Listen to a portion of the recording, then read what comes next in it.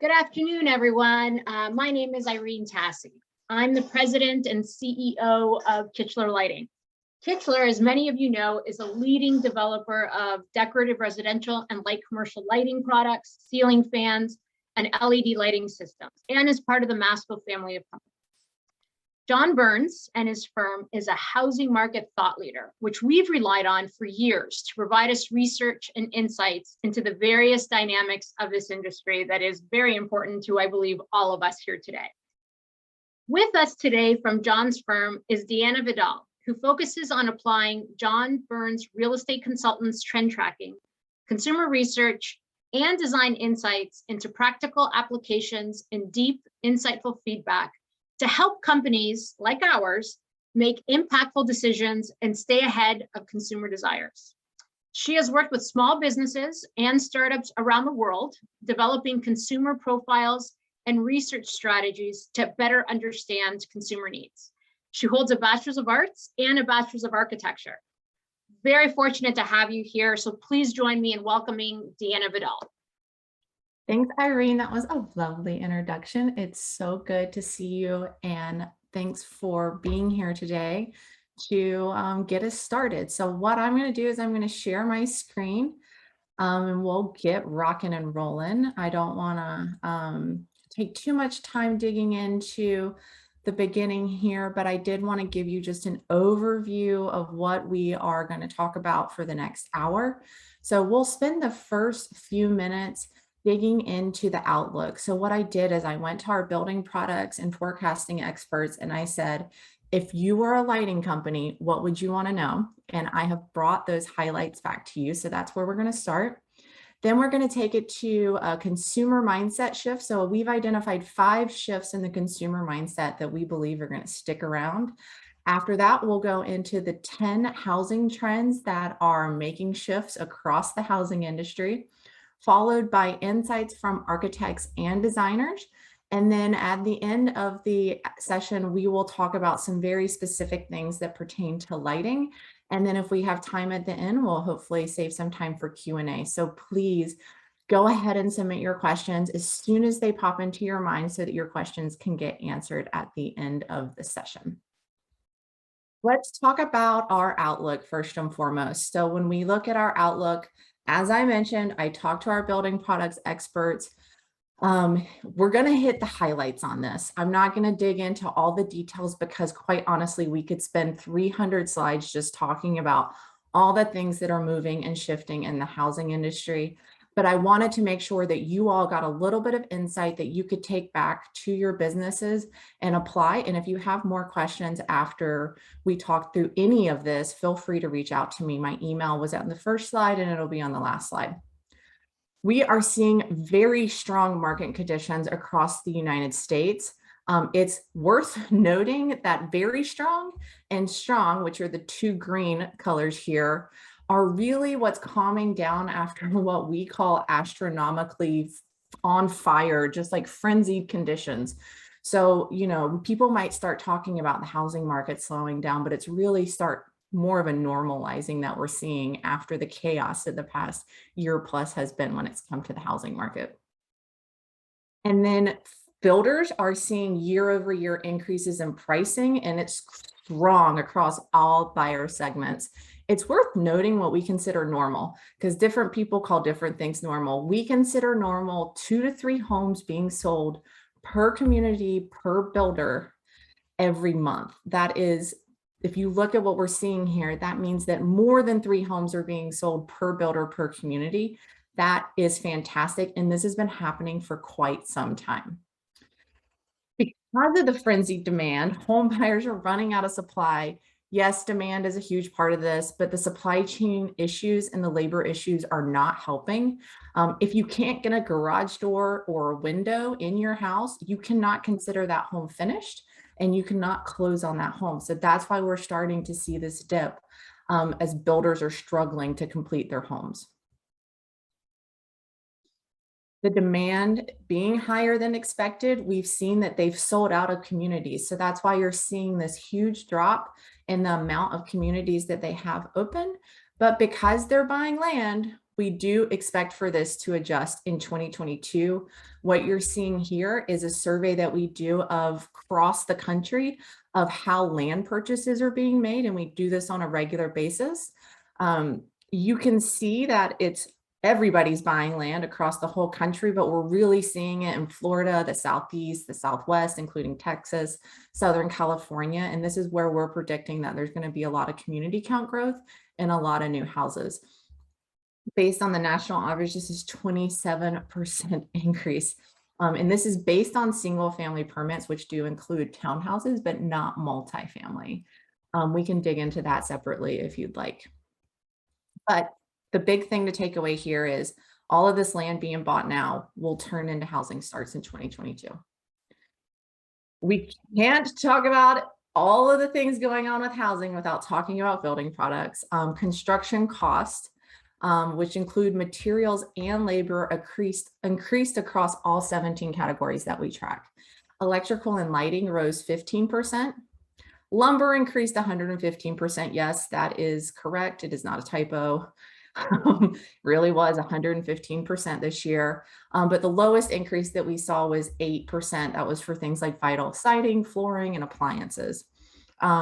Electrical and lighting, they're pretty much in the middle here, maybe a little bit more to the top once you knock out that 115 wild thing that happened with lumber earlier this year. So that gives you a flavor of what's going on with construction costs and what we're hearing from our builders. All right, and then what we surveyed small businesses in the building product segment. What we heard was that labor is a problem across the board. You can see right here around 2020, early 2020, it wasn't sales that was the issue anymore. It switched and it did a 180 on the quality of labor being the issue. So all of these things are coming together, making it very complex for things to move forward. Quality of labor being one of them. Since early 2020, our building products experts have been giving these 4 pieces of advice. Trustworthy supply information is fleeting in a global crisis, and whether it's a pandemic, whether it's a shipping crisis, whether it's a border crisis, whatever it might be, it's getting very complex. Some product categories have more complex supply chains than others. I don't need to tell you how complex the lighting supply chain is. You all know that probably better than I do. A few big states over-index the importance of building products, and supply shortages and labor shortages will extend cycle times and drive up costs. We're already seeing it, and we're predicting that it's going to continue to be something that we're worried about moving into next year. I wanted to take a minute and look at how things are going to break down in the pro category versus the do-it-yourself category. We don't dig into what we're seeing in lighting here, but I wanted to show you that we really are seeing more of a shift in those pro and remodeling projects, and those small replacement stuff, the do-it-yourselfer, is becoming a little bit less of an issue. A lot of those honey-do lists were already done in 2020. We're starting to see it wane in 2021. And we're predicting the same moving into 2022. And then, as you look here, this is owner remodeling demand, and we've broken it into big projects and into small projects. Lighting was upgraded, small projects in 2022, as I mentioned. Those honey to-do lists were being tackled. And we believe that the amount of light fixtures that were replaced in 2020 was above average compared to a normal year. And in 2021, we're seeing lighting slow down in R&R projects. We are expecting some sort of stabilization in that because kitchens and baths are still being remodeled. Generally not a do-it-yourself project. So 2 out of 3 projects that involve electricity are done among pros. And these are projects that are things like changing an outlet or a light switch, but people are more likely to replace a sconce or pend it by themselves. Just a heads up, in 2022, our building products team will be offering a lighting focused forecast. Let me know if that's something you're interested in, and I can help connect you with the experts on our team. We have to talk about the complexity of supply chain as well if we're really talking about all the things that are happening across building products, specifically in lighting. Todd Tomlak, who leads our building products team, said he is expecting a much tighter squeeze in the spring than what anybody is currently forecasting or believes. He said, think about what's happening in lumber, but for lighting. And any number of things could go wrong because of how complex the supply chain is. So the chart that we're looking at here, the things that are lower on the chart are more simplified supply chains. As you move up into the right of the chart, it's growing in complexity. You can see lighting here highlighted in yellow all the way to the tippy top of the mountain of complexity there. We heard this echoed last year by various companies and industries. A lot of suppliers have rationalized their offerings and portfolios.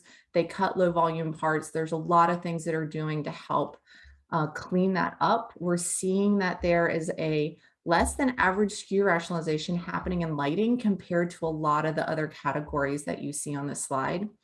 The main risk here is that lighting supply chain and production shutdown in China and maybe even lack of container ships. About 70 to 80% of the products are sourced from 3 cities in China, like Shenzhen. If any of these cities have a COVID outbreak, or maybe there's some supply chain issue, or there's a shipping container issue, this could be an issue. We're expecting to see SKU rationalization be the most common on the luxury price points. Saying meaningful SKU rationalization is what I'm talking about here, occurring in lighting in the semi or semi-custom offerings. Just another way to sort of look at it is that if you look at the number of industries relied on versus the probability of delay, we suppose that 2% chance of any commodity, let's say resin or logs or a saw blade, having logistical problems. The higher this number is, the higher likelihood of delays can occur. And the more complex it is, things like lighting and HVAC have 20% or more of their value chain activities taking place across international borders. And then think about where we were earlier this year with lumber. As I mentioned earlier, this is where we were with lumber. Think about that. Lumber was in you can open a newsletter or your phone without hearing about lumber. Now we're hearing builders talk about they can't get windows or doors. They can't get home appliances has been an issue. Look at the bottom line here. This is lighting fixtures. I'm not trying to be dark and scary here. I just wanted to be real and bring the message that I've heard from our building products team about what they're seeing happening and things that they're paying attention to as we move into 2022. And here is dependencies on labor versus final to products from other industries. Lighting's right there on the border. It's sort of going back and forth on the scale there. And then I wanted to bring this up because it's something that, this is one quote from one client, but we've heard it from others. One of the biggest mistakes we made was not being diligent enough with our international suppliers. We didn't fully validate everything we were told, and it caused problems later on.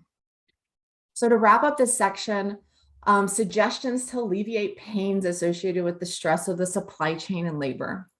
Plan as far in advance as possible. This is what our building products leaders have been advising across different product channels in the building products world for a while. Build capacity if you can, take labor out of your designs if you can, hire channel managers that support installers, do a better job of selling low cost in your story.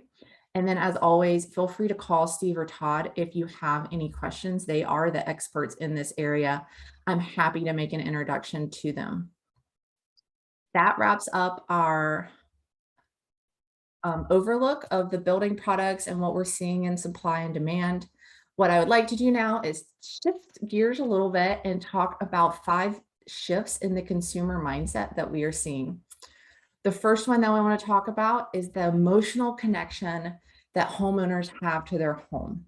Most, you can see 64% here, say that their house needs to do more than just provide shelter to them. It needs to support what they're doing. We're suggesting that companies really lean into this in a couple different ways, but for lighting, think about your marketing message that you're using. Throwback styles is another one that we're seeing. Digital fatigue is making us rethink more and more what tech is and the tech mentality. even things that need to maybe be analog because people are just burnt out from constantly being on a screen. We see it over and over and over again in our consumer surveys. Apple's iPhone actually has a lot more in common with their iPhone from 2016 than it does from their previous model, and they did a simplified version of it. Lamborghini came out with a car while everybody else is focusing on self-driving cars. Lamborghini said, we're going to make driving more fun. And they really stripped it back down to the basics. And then one of my favorite examples is a smart thermostat from Honeywell that isn't actually look like a smart thermostat, but it does everything that a smart thermostat does. It doesn't look like a flat screen. It doesn't look like your smartphone. We've heard, as I said, over and over again, this is a great way to sort of throw it back to the basics, lean into the nostalgia. It's something that's happening across all different places, not just in the housing industry. The next shift that we're seeing in consumer mindsets is a focus on health and wellness. It's surged across all homeowners, but we're seeing it particularly in young home buyers as well. 76% of homeowners are taking more steps to promote their physical health than they were a year ago. Mental health matters too, though. Let's not forget that. 69%, that is more than 1 in 3 homeowners are taking steps to promote their mental health. And we've seen this from multiple different people, but I thought the stat was particularly interesting. Pinterest reported 332% increase in self-care at home searches. So, you know, Pinterest rules the world for some people. So that's just a little stat for you to take with you. When it comes to sustainability, consumers are doing their research on what companies are buying, where they're buying it from, what materials they're using, what products are being looped into it, and how they're being manufactured. Really, we're seeing this a lot in luxury right now, but we expect for it to trickle down. It's something that makes people feel good about their purchase if they know where it came from, how it was sourced, even maybe the labor practices. So the advice here is to sort of take what you're doing, that you're doing it really well, and let the world know about it. And people will research, they will do their research. We're seeing an uptick in people. I mean, the internet has made it great for us to just really dive in and see everything we can find about a company. Eco-conscious is another thing that we're seeing resonate among buyers, but it's not because we all want to save the planet. I mean, maybe a couple of us, 2% to 9% of us, and 15% to 20% of us. It's because it helps them save money and it makes them feel good about themselves. So lean into that in your marketing messages. How can you save costs? How can it make them feel better about themselves because the product is eco-conscious? So those are our top 5 things that are happening in the consumer mindset shift. Next, I want to hop into 10 housing trends. This is the compilation of the best trends that we've uncovered through our surveys, interviews, and ongoing trend tracking and design tracking. We do have a database where we photograph homes from across the country and save them. It goes back years and years and years. And then we're constantly looking inside the industry and outside the industry in order to see what's the best, the latest and greatest that's happening that could potentially happen, influence what's happening in housing. Trend 1, efficient use of spaces. When everybody was stuck in their home in 2020, they found out that every single square foot needs to work harder for them. And we've seen this happen in multiple different ways. We've seen things been smaller spaces. We've seen more of a division of space. We've seen creative use of spaces and multifunctional spaces come into use as well. Trend number 2 is smarter storage. It's not just in the kitchens, it's also in the bathrooms, it's in the offices. Everywhere we turn around, we're seeing smarter storage and how that works. On the right here, you can see in the bathroom, on the left here, you can see in the bathroom, they've actually tucked lights into the shelving so that it's easy to see. On the kitchen on the right, you can see that they're using a pull down drawer in order to make it better, but they're also using creative window placement that isn't directly staring into your neighbors that allows light in, which we'll talk about a little bit later. We also have a couple work from home examples of great storage. Invisible kitchens is our third trend. We see this happening in 2 different ways primarily. This example here is showing the back kitchen or the dirty kitchen, whatever you want to call it. We're seeing this more and more. It used to be something that you only saw in high-end or luxury homes, but the idea of tucking away that kitchen, part of the kitchen, so that it's out of sight, and that you can hide the mess, you can hide smells. But what happens here is that the kitchen's getting a little smaller, the one that's open out into the great room or the living room. And then you're seeing a secondary kitchen, which is creating a duplicity of things. So now you have 2 refrigerators, or you have 2 stoves, or you have 2 or 3 sinks sometimes at this point. And so it's something to keep your eye on and think about how that influences what lighting decisions are getting made. We'll talk a little bit later about volume and the influence of the shifts happening and how that affects the shape and the volume of the home. Another way we're seeing invisible kitchens is through streamlining. I mean, super simplification, not a lot of textures, very closed cabinets, which require a lot more lighting, and something that's really streamlined and easy on the eyes when the world is really chaotic around it. Trend 4 is supporting healthy lifestyles. Both builders and developers are creating solutions in the homes and communities. At the end of the day, it's all about supporting healthy homeowners. And they do this in multiple different ways. Communities are trying to tie people into nature. When we surveyed master plan developers from around the country, the number 2 focus was health and wellness, second only to being family friendly. And we're seeing a growing infatuation with getting really great sleep. And this happens through great lighting, great temperature control, great air ventilation. And we're also seeing more and more natural light coming into the home, but in different ways, not just those big giant picture windows anymore. It's helping keep the occupant circadian rhythm in check, but also connecting them with the outdoors and nature. Trend 5 is easy to clean. There's not a lot to say here other than it's showing up everywhere when we ask people what they want in their bathroom. Easy to clean showers, easy to clean toilets, easy to clean sinks. When we ask people what they want in the kitchen, they want it to be easy to clean. In the office, I want it to not be cluttered. I don't want it to be things that are easy to clean.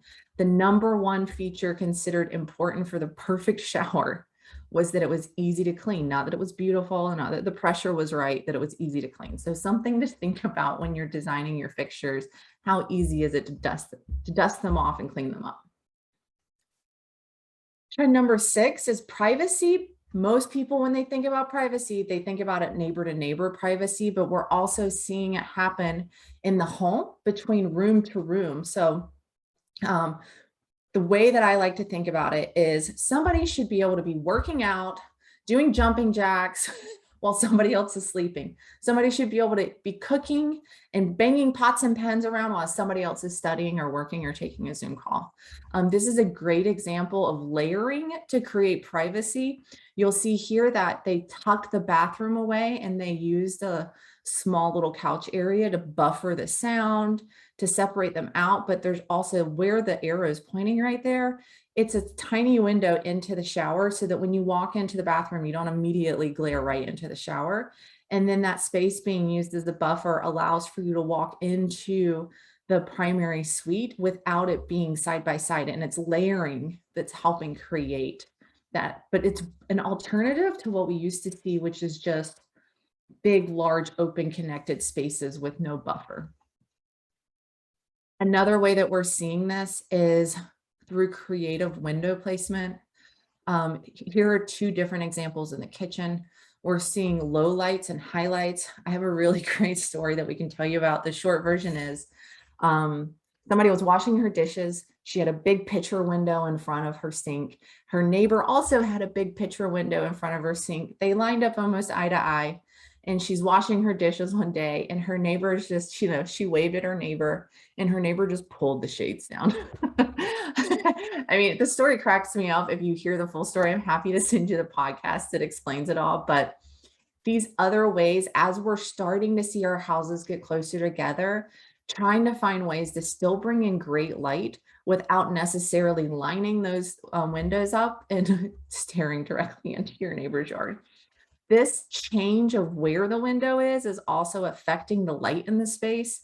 And so we need to think about what different types of lighting and layering of lighting will help best supplement these spaces to keep it well lit and well balanced. We're also seeing that privacy is leaning, you think about spaces, they've been getting bigger and bigger and bigger. Think about how big in the luxury homes some of these great rooms can be. What we're seeing now is being corrected from wide open spaces to strategically open spaces. And we're hearing that people want those nooks, those cozy places, or places to hide their mess so they don't have to look at it, which is really hard to accomplish in a big space.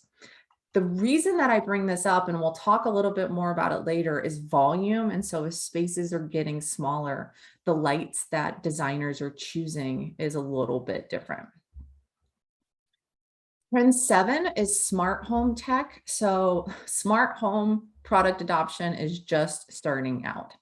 We're just starting to hit that really high part of the curve on technology adoption. If we did an analogy, think of mobile phones. So we're in the BlackBerry phase right now of where phones have gone. We have such a long runway. I think the next 3 to 5 years is really going to make a huge difference.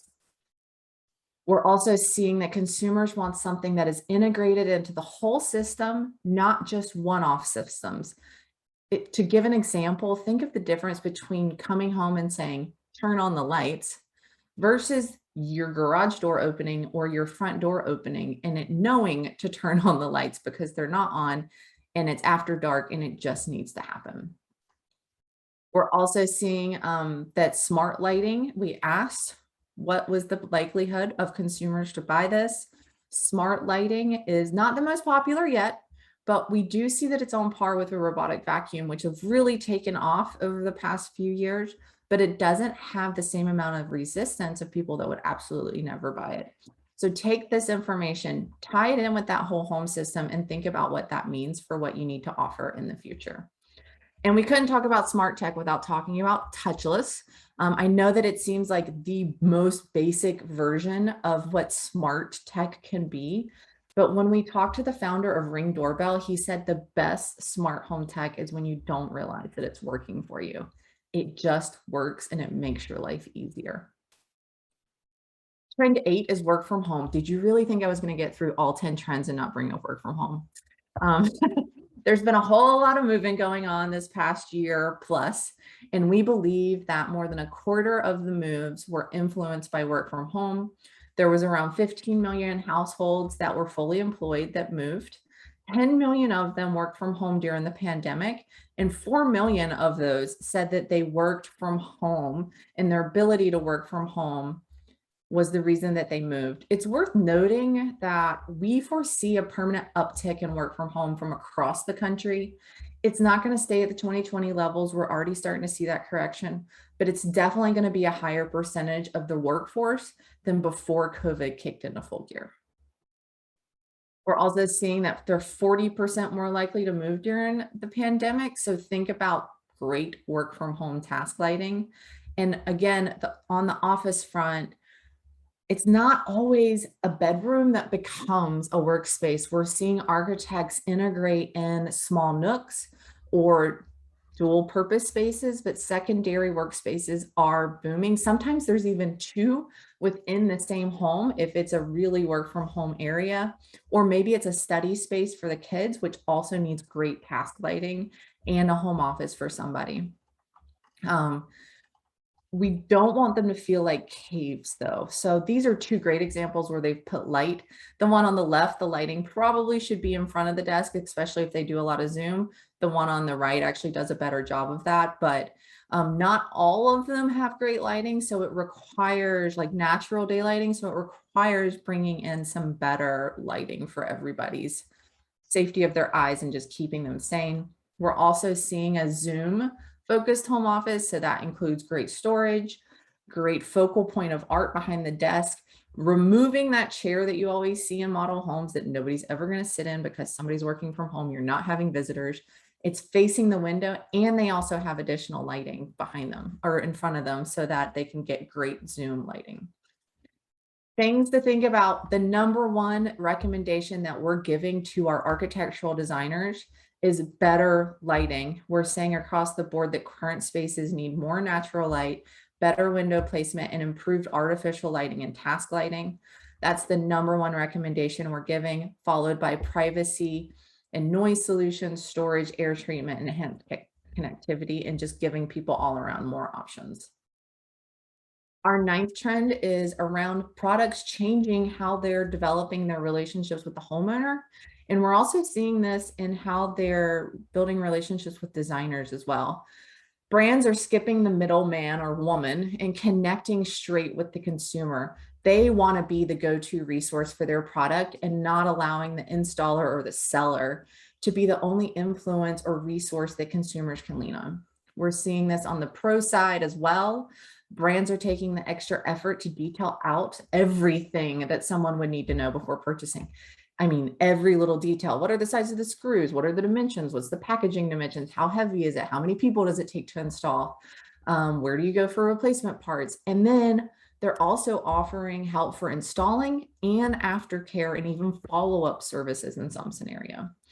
We're seeing the increase of follow-up and lifelong services happening inside our industry and outside of our industry. Inside of our industry, it might be lifetime replacements or maintenance for dishwasher, stoves, heaters, etc.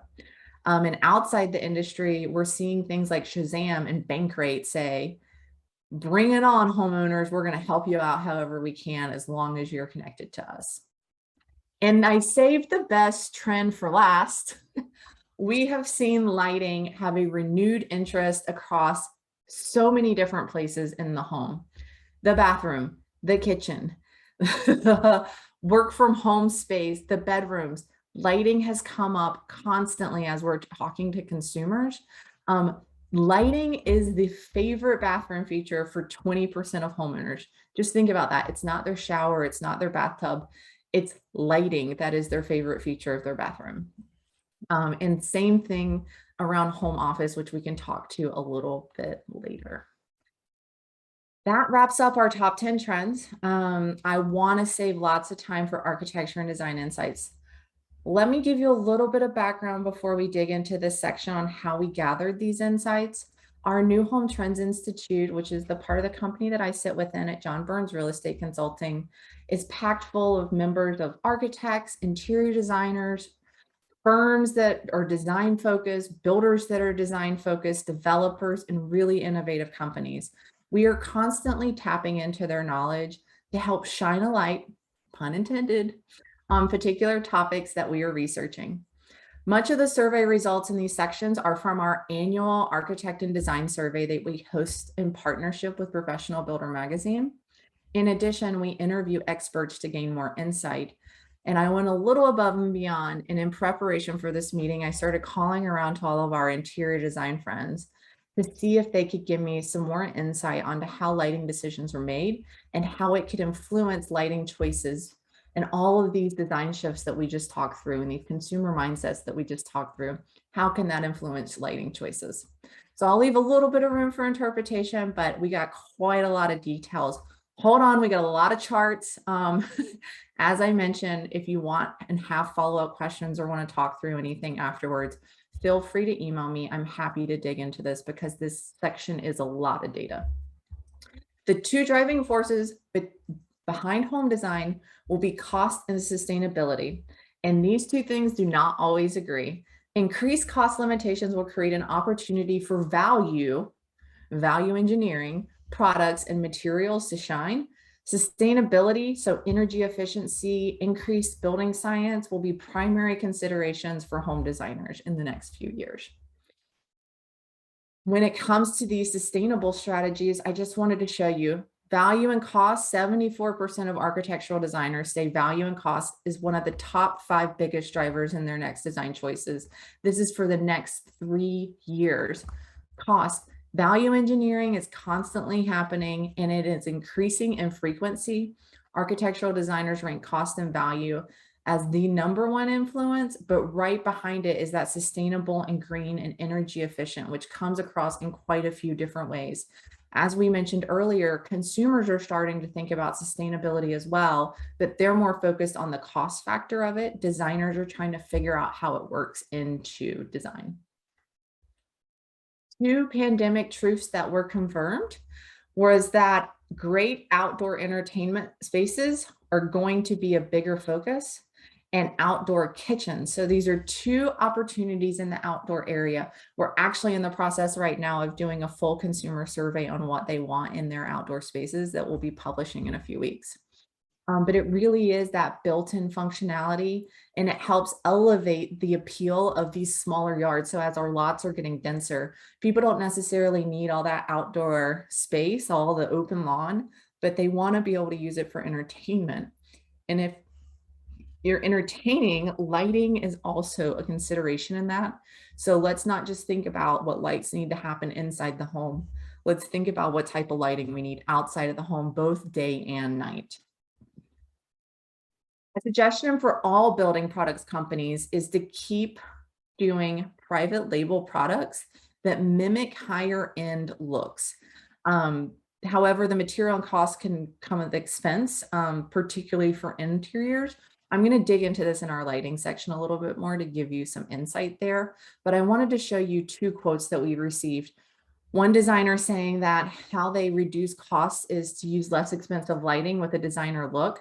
And another one is to strategize around it, that they're seeing things with a shorter lifespan that will be replaced sooner. They're just trying to get the look right and the cost right because they know that the homeowner is going to replace it in 5 years. Oops, skip the slide. Something that we would like for all of our building products companies to start doing is making it easier to substitute your product. It is something that ties back into the supply chain issue that we discussed earlier. And when talking to our interior designer friends, they said some of their favorite moments is when a new or better product that fits the space, or maybe something that was out of stock, comes back into stock right before they're starting to place their order. And it helps them really bring the space together. And this ties back into one of our trends earlier that said, connecting more with the consumer and the designers. Constantly communicating with them, because if they haven't pressed order yet, they would love to get that light fixture that they couldn't get 3 weeks ago. On the elevation front, so we are seeing a shift. We call it a transitional scale. So we used to have very traditional elevations. Now we're starting to see them transition, and then they're leaning into a more contemporary and modern. I use the transitional scale because that really is how we look at it. It can be sort of anywhere on that scale, but we're really seeing it lean into the modern pieces now. Authenticity and total integration of a certain look and feel are the drivers here for how these styles are getting chosen. And when we speak with interior designers who are specifying design elements across the home, both inside and out, including lighting, they always say they start with the elevation style of the home to determine the direction that they want to set the design into for the interior of the home. So let's take a look at what our designer said about interiors. They are also leaning more modern, so casual, contemporary, modern, mid-century, minimalist. All of these are much more modern designs. That doesn't really surprise us, because if we're seeing it on the elevations and we're seeing modern and clean lines across the way, why wouldn't it move its way to the interior of the home? One of our partners, who's an interior designer that works nationally, said that people are looking for authenticity. And it's especially true of their interior styles because they're inside their home and they're spending more time there. She wanted to remind us that lighting choices are not made in a vacuum. They look at the elevation, they choose the design intent and the style for the home. They look at the volume of the space before they really start setting that full package. And then they go room by room and determine what's going to happen in that room once that's determined. So you're not making all the lighting choices for the whole house all at once. It's really room by room is how that's happening. Vertical volumes are not likely to decline. Vertical volumes, it's going to happen. It's going to increase maybe a little bit on the custom designers, but overall, those vertical volumes directly affect the size of lighting that interior designers are selecting when they're doing model homes. Expect more covered outdoor patios and front porches. We heard earlier about the entertainment aspect of it and the outdoor kitchens.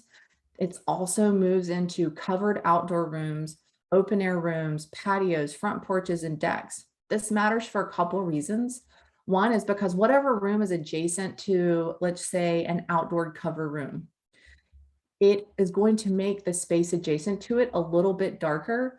And so the space outside is going to need lighting, and also the inside of the house, the balance of light's going to be a little different. And so while we love that all this outdoor space is happening, we also need to think about how that's going to balance the indoor lighting aspects of it for the consumer when they're in that house. As I mentioned earlier, everything's getting smaller, lots are getting smaller, houses are getting close together. Here's a couple examples of some outdoor spaces that are really packing a big punch. It's not just about having that wide open yard anymore, but being able to entertain, being able to relax, being able to dine, maybe have a water feature, and just have your friends over. We're seeing landscape architects and designers really having a lot of fun with these small spaces.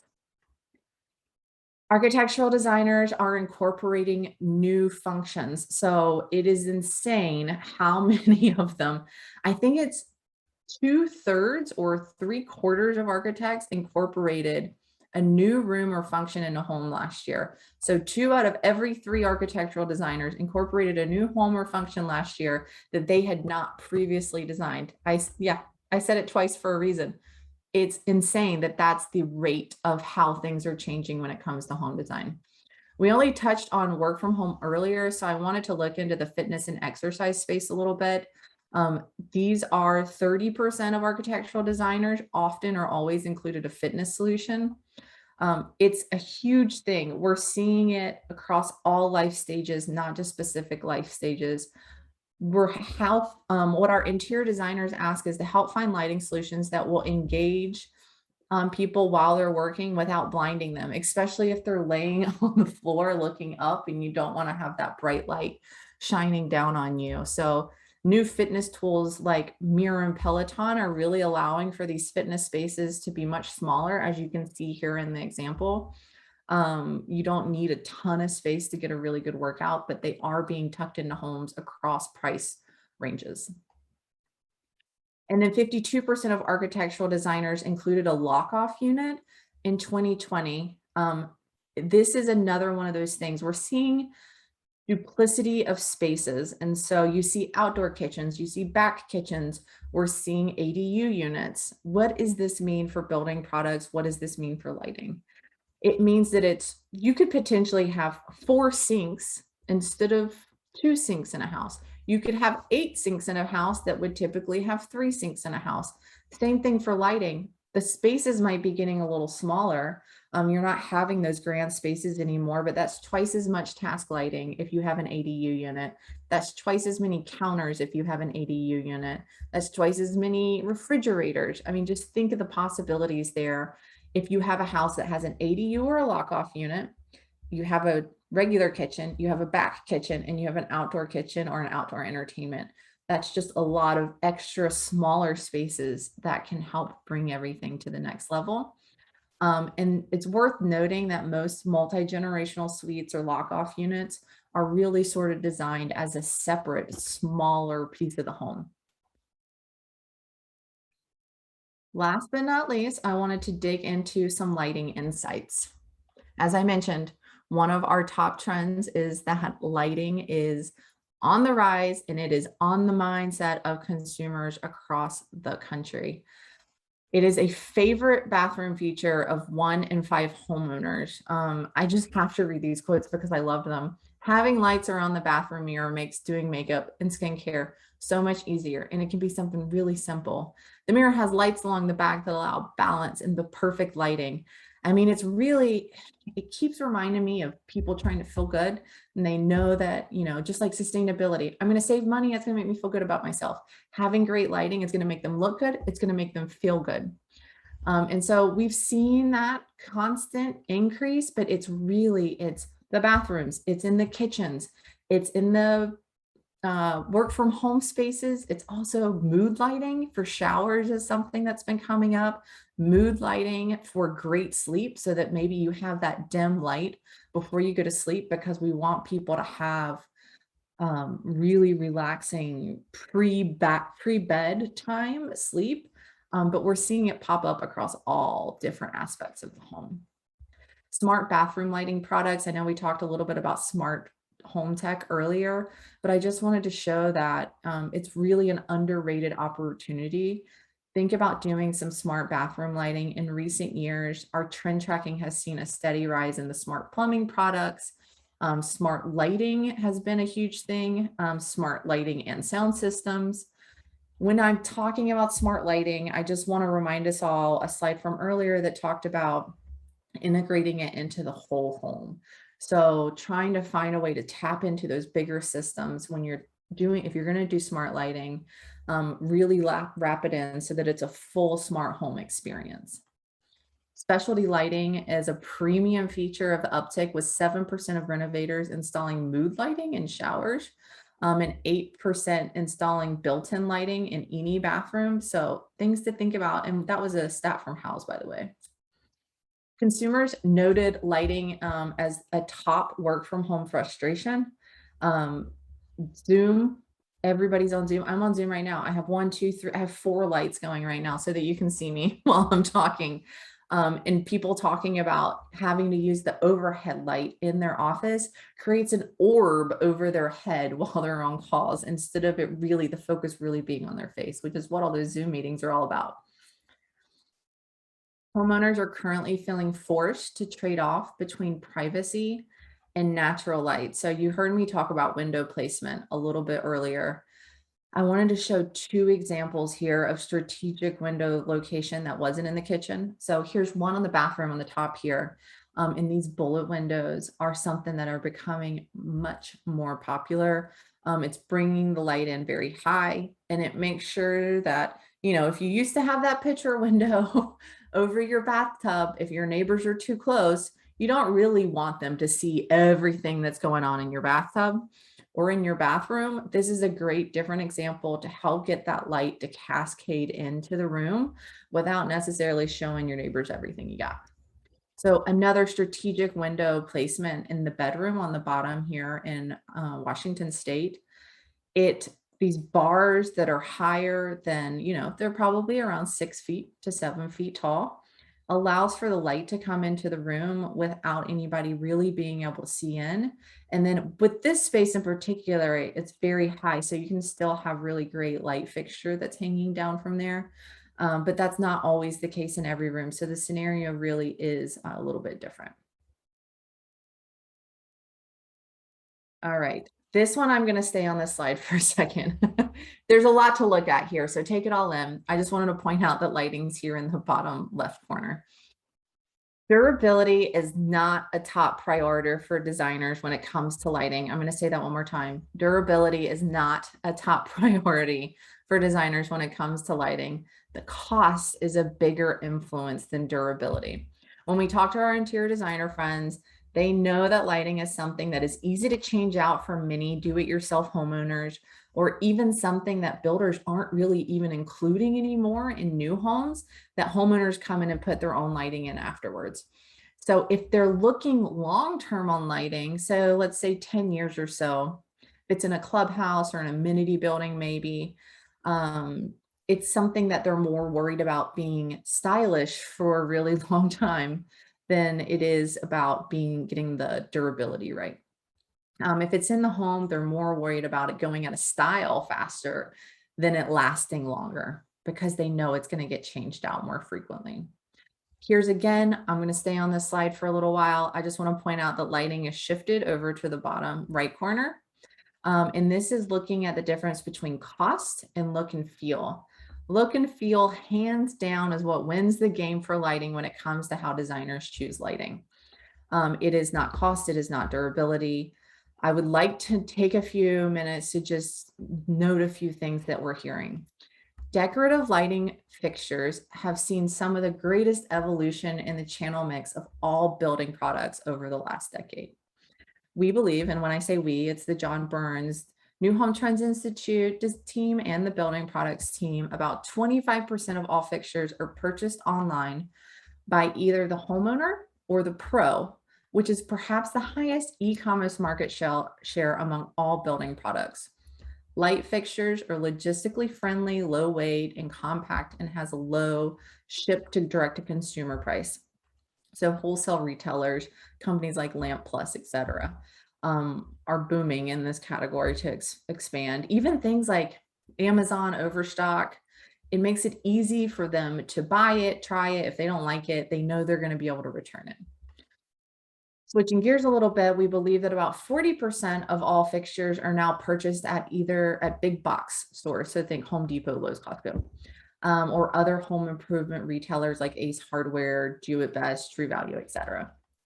Historically, the assortment of lighting fixtures was weak at these big box places, but private label deals, big brands have brought this to light and has really allowed for those department stores to make decorative lighting fixtures more of an option for consumers, direct to consumer. And then we believe that 35% of fixtures move through brick and mortar showrooms.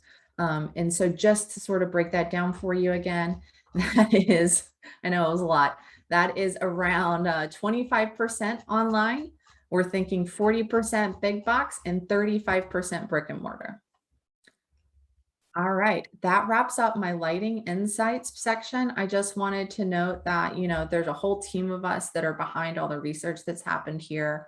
Happy to answer any questions. My email and my phone number are right there in the top middle. And then it's really a ton of us here at John Burns that helps bring this all together. So Chris Porter is our chief demographer. He's the one that's talking about where people are moving and why and what shifts are happening in the demographics. Ken's looking at what's happening in master plans and amenities across the country. You've seen Todd and Steve's face before earlier in the presentation. Them and our whole team of building products experts are constantly looking at what's happening across hundreds of different categories in building products. Todd also has won a couple of forecasting awards nationally. We have experts across the country from Florida to California to Texas, the Midwest, Arizona. I mean, you name it, we've got somebody there. Devin's the one that does the building products and the land survey. And then Rick is the person who's looking at single family rentals, which we didn't even touch today. That would have been a whole chapter on itself, looking at what's happening in the US economy and what's happening in investments. I just want to let you all know that just because our hour is coming to an end here, reach out to me at the New Home Trends Institute, check out things at realestateconsulting.com. We publish a free newsletter every Friday. I'm happy to register you for that. It looks at different parts of the housing industry every Friday, and it's always from a positive spin. If you want to contact other experts, you can go online, but mainly just email me and I'm here to help you out. So I think that brings us to the Q&A section of our hour together. Do we have any questions in the queue? Great, thank you, Deanna. We're going to get started. If you have questions, please go ahead and send those questions in right now. We'll take some time to answer those for you. First question, how many of those trends only showed up because of COVID and will go away soon? We get this question all the time, Nikki. So we are firm believers that trends don't happen overnight, and almost everything shifts, and it can shift at different paces. So one example would be work from home. People were working from home before COVID, believe it or not. It was a real thing. And it really ramped up during COVID. And now we're starting to see it find its new normal. Sustainability, it's been a hot topic for a while now, depending on what industry you're looking at or what group of consumers you're looking at. It's just hitting the mainstream now and really hitting an uptick and getting to a point to where you really can't ignore it anymore. When investors are starting to spend their money on sustainable things, that's when things are going to take off, and that's where we're seeing it right now. But it didn't just happen overnight. So every trend that you've really seen me talk about here or shift in consumer mindset, it's something that we've been seeing coming for a long time. And the housing industry isn't exactly known for being ahead of the curve on adoptions for a lot of things. But what we're seeing is that things are being adopted faster. And so these are some of the trends that we think if you're not paying attention to them, you might miss a great opportunity. Okay, another question is, can you expand on how outdoor entertainment, ADUs, and multi-gen suites will impact throughout the home and how that might influence life? Oh, Nikki, you broke up for a second there. Can you repeat that? Yeah, can you expand on how outdoor entertainment, ADUs, and multi-gen suites will create duplication of building products throughout the home and how that might influence lighting? Yeah, so this was in a couple different places, so I'm happy to clarify a little bit here on this. So if you think about a traditional, let's just pick a square footage. Let's just call it 2,000 square feet home. You might have one kitchen, 3 bathrooms, and that means that you have great lighting for 3 bathrooms. You have 3 sinks, you have 3 toilets, and then a shower or bathtub, or maybe both. Some of the bathrooms might have 2 sinks with 2 great task lighting or great lit mirrors, right? Then you move into your one kitchen with your one refrigerator, your one sink, your one stove. Well, when you add an ADU unit on, the space together might be smaller. So like a multi-gen or a lock-off unit that you're using as a rental, the spaces might get a little smaller across the board. So you can't put those grand lighting fixtures over the dining table anymore. Maybe you lost that space. But what you did is you created a secondary dining space, a secondary kitchen space, and you probably added another full bathroom onto the house as well in a separate area of the house. So all of those building products, all of those things that go into a kitchen and a bathroom, now you have 2 kitchens in the house. Well, if you're also in that same house and you have a back kitchen, you're going to need different lighting for that. So then you add another refrigerator, you add another stove, you add another sink. It just gets frenzied and crazy, and then everything starts duplicating. It's like duplicity, duplicity, duplicity. And then if you add an outdoor kitchen or maybe an outdoor shower or something like that, or even just a general pretty basic outdoor entertainment, you're creating another space that needs to be well lit. There might or might not be, kitchen lighting that needs to happen out there. Or I really love the festoon lightings that everybody's putting up now, so it's like, then you have all of these separate spaces versus really, talking about the volume of the spaces. We really saw the volume of the spaces go huge. And so you could put these giant lights or a bunch of little lights in one space. Now they're sort of getting split up a little bit. And so you might have 5 different spaces that need to be lit where you just used to have 1 or 2. Okay, next question. Can furniture and home decor items follow the same trends as lighting? Absolutely. And I think that they all shift together based on the conversations that I've had with interior designers. So I've spent quite a few hours talking to interior designers over the past few weeks, knowing that I was going to talk to you all today. And as I said, they start with the elevation of the home. It's unanimous. They all agree. It has to tie to the elevation of the home. And once that interior look and feel and design direction is set, the furniture, the drawer pulls, the cabinets, the lighting, all those decisions influence one thing. So they really have to follow the same path. My advice to companies is to always, if you're working on the lower end of the price spectrum, look at what's happening in luxury. It's going to hit you eventually. If you're working on the higher end of the spectrum, look at what's happening in commercial. It's going to hit high-end luxury housing eventually. Okay, I see one more question. Do you see a move towards integrated LED instead of separate bulbs? Ooh.